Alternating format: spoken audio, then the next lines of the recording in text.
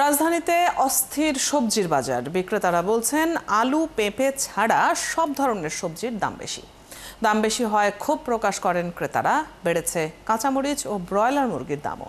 তবে কিছুটা দাম কমেছে পেঁয়াজ ও ইলিশ মাছের। রাজধানীতে শুক্রবারের বাজার পরিস্থিতি নিয়ে রিপোর্ট করেছেন মোহাইমিনুল খান অপু। রাজধানীর কাউরান বাজারে সপ্তাহ ব্যবধানে ৩০ থেকে ৪০ টাকা বেড়েছে প্রায় সব ধরনের সবজির দাম। গোলবেগুন প্রতি কেজি ২০০ টাকা, তাও কমই মিলছে বাজারে। কাঁকরোল ৮০, সিম ৩০০, লাউ প্রতি পিস ৮০ থেকে ৯০, টমেটো ১৭০ টাকা দামে বিক্রি হচ্ছে। তবে কেজি প্রতি ৫ থেকে ৭ টাকা দাম কমেছে পেঁয়াজের। গত সপ্তাহ থেকে আপনার সপ্তাহে ৫ টাকা কমে গেছে বাজার, আবার গত সপ্তাহে আপনার ৫ টাকা বেশি আসছিল।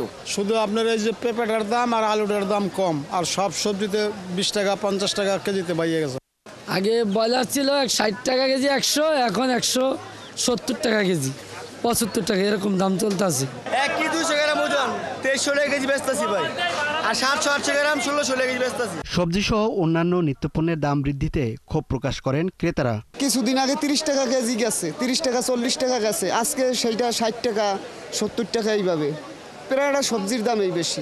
মিষ্টি কুমড়া আমি ১ পিস নিতে আমাকে ৩০ টাকা করে, আজকে ১ পিস ৫০ টাকা দিয়ে আমাকে নিতে হচ্ছে। মোটামুটি সব জিনিসের দাম আমাদের বাজার করতে হিমশিম খাইতে হইতেছে। সব জিনিসের ঊর্ধ্বগতি, আমরা হিমশিম খাচ্ছি বাজারের এই ঊর্ধ্বগতির বাজারে এসে।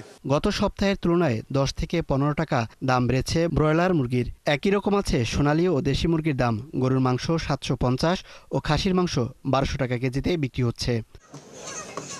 মোহাইমিনুল খান অপু, ৭১, ঢাকা।